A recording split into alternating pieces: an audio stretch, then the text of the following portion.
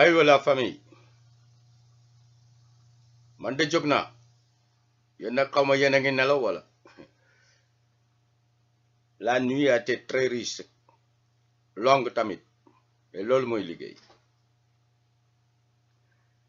dama koy résumé waat collectif groupe ñëppay liggéey li ñu wax bii ku nekk fa nga nekk jógal béy jógal ut jógal regroupé man damay distribuer rek lépp xajul ci bopp nit te bu ngeen tegee yépp ci benn nit on met pas tous ses œufs dans le même panier loolu laa leen di jàngal te ni mu demee démb dinañ arrivé ñu tontu nag bari na balaa ma koy fàtte am na ñu des yónnee wuñu seen adresse email nañ fu ñu munti nekk nañ yónnee seen adresse email ak seen numéro téléphone parce que am na yoo xam ne nag buñ ci yegsee di ko wax di organiser yu ñuy denc pour ñun duñ ko def Facebook donc yónnee leen seen adresse email rapidement te il faut pas attendre des fois ce que tu peux faire maintenant fais-le n'attends pas demain te niñ ko waxee démb si lay appuyer ne perdez pas votre temps di éparpiller wu di dem si loo xam ne c'est insignifiant di tontu ay yu ñàkk fayda di dàqe yoo xam ne waru leen ko dàqe da ngeen di pare di def li ngeen di def ak fulla ak fayda bu fekkee da ngeen ko gëm dana ngeen di jël benn temps boo xam ne da ngeen ko consacrer pour lutte bi bu kenn di wax ne parce que constaté naa ne ñu bari du ñu lire jël leen temps lire bu match amee ngeen toog 90 minutes seetaan ko avant match yow pare ngeen ko toog seen fauteuil di ko xaar bu match bi pare commenté ngeen ko bu ñu calculer dina leen jëlal 4 heures 5 heures de temps lamb pareil toog di kasaaw pareil dem cinéma pareil bon nag mun ngeen jëlal 1 heure ou 2 heures pour construire seen peuple te ñun de ni ma leen ko waxee demb bari nañ mais de grâce ñi engagé wu ñëpp nañ dimbale seen bopp dimbale ñu bu fekkee ne li ñuy wax attanuñ ko wala mënuñ ko def nañ ñu baal bañ a ñëw utuñu nombre ñu déterminer la ñuy wut ngir yàlla ñu déterminer la ñuy ut pour béy li ñuy béy ñun lu ñuy béy doy na ñu sëkk amuleen temps yi toppatoo leneen wala di def ay leneen da ngeen ci concentré wu yónnee naa leen ay texte yoo ngeen ñu leer ñu discuter ci yónnee naa leen ay vidéo yónnee suñu ligne c'est tracé ñun liñ bëgg dafa leer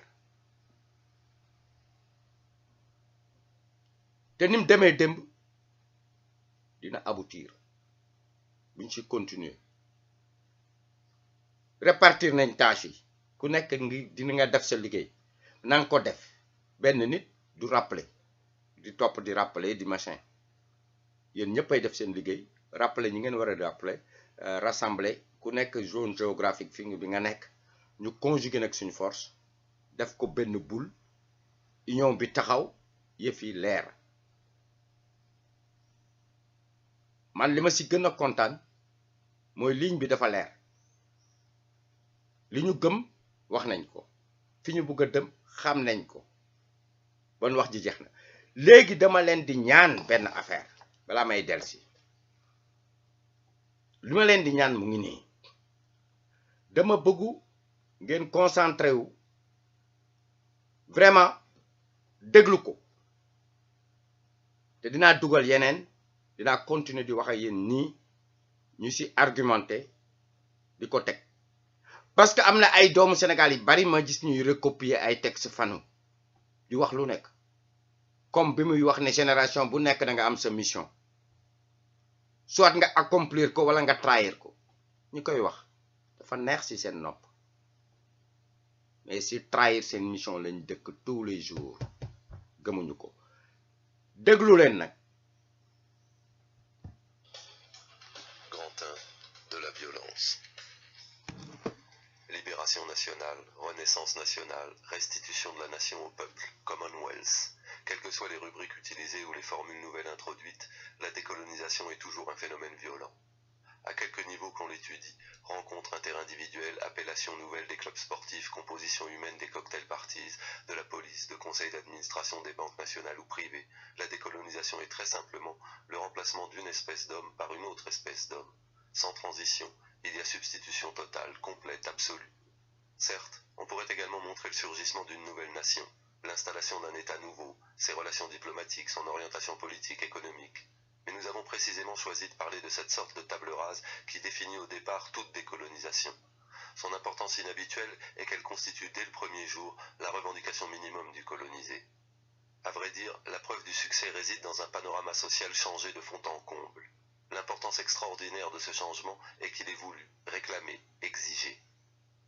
La nécessité de ce changement existe à l'état brut, impétueux et contraignant dans la conscience et dans la vie des hommes et des femmes colonisés. Mais l'éventualité de ce changement est également vécue sous la forme d'un avenir terrifiant, dans la conscience d'une autre espèce d'hommes et de femmes, les colons. La décolonisation qui se propose de changer l'ordre du monde est, on le voit, un programme de désordre absolu. Mais elle ne peut être le résultat d'une opération magique, d'une secousse naturelle ou d'une entente à l'amiable. La décolonisation, on le sait, est un processus historique, c'est-à-dire qu'elle ne peut être comprise, qu'elle ne trouve son intelligibilité, ne devient translucide à elle-même que dans l'exacte mesure où l'on discerne le mouvement historique qui lui donne forme et contenu. La décolonisation est la rencontre de deux forces congénitalement antagonistes, qui tirent précisément leur originalité de cette sorte de substantification que sécrète et qu'alimente la situation coloniale. Leur première confrontation s'est déroulée sous le signe de la violence et leur cohabitation, plus précisément l'exploitation du colonisé par le colon, s'est poursuivie à grand renfort de baïonnettes et de canons. Le colon et le colonisé sont de vieilles connaissances, et de fait, le colon a raison quand il dit « les connaître ». C'est le colon qui a fait et qui continue à faire le colonisé. Le colon tire sa vérité, c'est-à-dire ses biens, du système colonial. La décolonisation ne passe jamais inaperçue car elle porte sur l'être, elle modifie fondamentalement l'être, elle transforme des spectateurs écrasés d'inessentialité en acteurs privilégiés, saisis de façon quasi grandiose par le faisceau de l'histoire. Elle introduit dans l'être un rythme propre, apporté par les nouveaux hommes, un nouveau langage, une nouvelle humanité. La décolonisation est véritablement création d'hommes nouveaux. Mais cette création ne reçoit sa légitimité d'aucune puissance surnaturelle. La chose colonisée devient homme dans le processus même par lequel elle se libère. Dans décolonisation, il y a donc exigence d'une remise en question intégrale de la situation coloniale. Sa définition peut, si on veut la décrire avec précision, tenir dans la phrase bien connue « les derniers seront les premiers ». La décolonisation est la vérification de cette phrase. C'est pourquoi, sur le plan de la description, toute décolonisation est une réussite. Présentée dans sa nudité, la décolonisation laisse deviner à travers tous ses pores des boulets rouges, des couteaux sanglants. Car si les derniers doivent être les premiers, ce ne peut être qu'à la suite d'un affrontement décisif et meurtrier des deux protagonistes. Cette volonté affirmée de faire remonter les derniers en tête de file, de les faire grimper à une cadence trop rapide, disent certains, les fameux échelons qui définissent une société organisée, ne peut triompher que si on jette dans la balance tous les moyens, y compris, bien sûr, la violence. On ne désorganise pas une société, aussi primitive soit-elle, avec un tel programme si l'on n'est pas décidé dès le début, c'est-à-dire dès la formulation même de ce programme, à briser tous les obstacles qu'on rencontrera sur sa route. Le colonisé qui décide de réaliser ce programme, de s'en faire le moteur, est préparé de tout temps à la violence.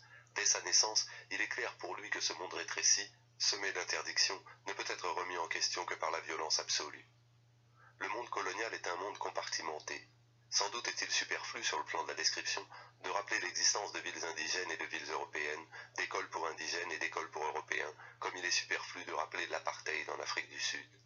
Pourtant, si nous pénétrons dans l'intimité de cette compartimentation, nous aurons au moins le bénéfice de mettre en évidence quelques-unes des lignes de force qu'elle comporte. Cette approche du monde colonial, de son arrangement, de sa disposition géographique, va nous permettre de délimiter les arêtes à partir desquelles se réorganisera la société décolonisée.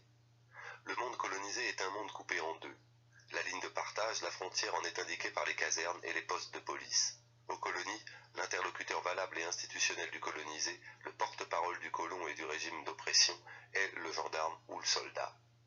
Dans les sociétés de type capitaliste, l'enseignement, religieux ou laïque, la formation de réflexes moraux transmissibles de père en fils, l'honnêteté exemplaire d'ouvriers décorés après 50 années de bons et loyaux services, l'amour encouragé de l'harmonie et de la sagesse, ces formes esthétiques du respect de l'ordre établi, créent autour de l'exploité une atmosphère de soumission et d'inhibition qui allège considérablement la tâche des forces de l'ordre. Dans les pays capitalistes, entre l'exploité et le pouvoir s'interpose une multitude de professeurs de morale, de conseillers, de désorientateurs.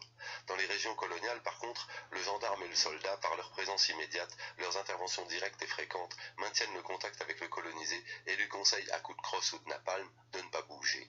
On le voit, l'intermédiaire du pouvoir utilise un langage de pure violence. L'intermédiaire n'allège pas l'oppression, ne voile pas la domination, il les expose, les manifeste avec la bonne conscience des forces de l'ordre.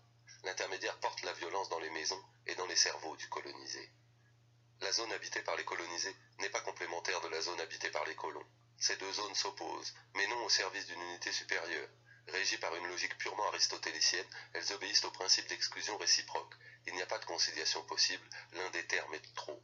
La ville du colon est une ville en dur, toute de pierre et de fer. C'est une ville illuminée, asphaltée, où les poubelles regorgent toujours de restes inconnus, jamais vus, même pas rêvés. Les pieds du colon ne sont jamais aperçus, sauf peut-être dans la mer, mais on n'est jamais assez proche d'eux. Des pieds protégés par des chaussures solides, alors que les rues de leur ville sont nettes, lisses, sans trous, sans cailloux. La ville du colon est une ville repue, paresseuse, son ventre est plein de bonnes choses à l'état permanent. La ville du colon est une ville de blancs, d'étrangers. La ville du colonisé, ou du moins la ville indigène, le village nègre, la médina, la réserve, est un lieu malfamé, peuplé d'hommes malfamés. On y naît n'importe où, n'importe comment. On y meurt n'importe où, de n'importe quoi. C'est un monde sans intervalle. Les hommes y sont les uns sur les autres, les cases les unes sur les autres. La ville du colonisé est une ville affamée, affamée de pain, de viande, de chaussures, de charbon, de lumière. La ville du colonisé est une ville accroupie, une ville à genoux, une ville vautrée. C'est une ville de nègres, une ville de bicots. Le regard que le colonisé jette sur la ville du colon est un regard de luxure, un regard d'envie. Rêve de possession, tous les modes de possession, s'asseoir à la table du colon, coucher dans le lit du colon, avec sa femme si possible. Le colonisé est un envieux. Le colon ne l'ignore pas qui, surprenant son regard à la dérive, constate amèrement, mais toujours sur le qui-vive, ils veulent prendre notre place. C'est vrai, il n'y a pas un colonisé qui ne rêve au moins une fois par jour de s'installer à la place du colon. Frantz Fanon, les damnés de la terre.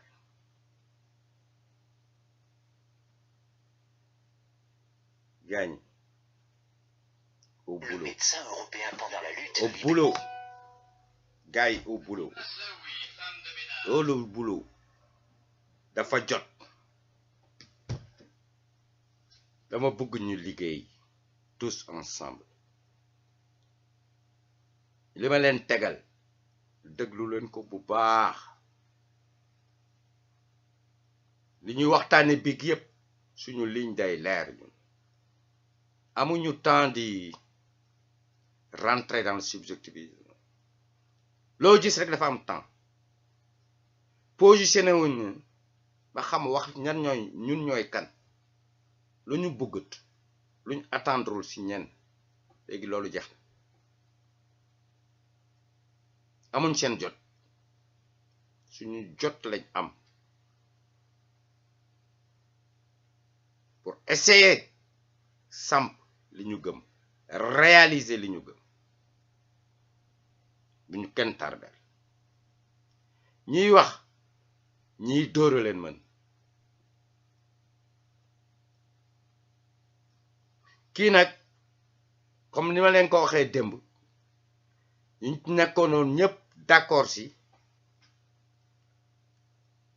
mooy premier pas suñu programme ñu nekkuñ fi di bind ay programme ak li ñuy wax ay manifeste di pomper ay du n'importe quoi ñun suñu manifeste ñoo koy bind suñu programme suñu pédigré ku ñu xool gis ko bii door na déglu leen ko liir leen li ma leen di tafal ñu discuter si ku am lu am aller dans ce sens là defal ni man ñu discuter si à plus tard liggéey bi door na te duñ ko bàyyi tey duñ ko bàyyi ëllëg li ma leen ñaan rek ku attanul bul ne waaw ku munul bu ñu topp utu ñu nombre encore yéen ñu fi nekk ñëpp démb dégg ngeen ko d'accord nañ ci na ku nekk jóg liggéey dès maintenant bonne journée à plus tard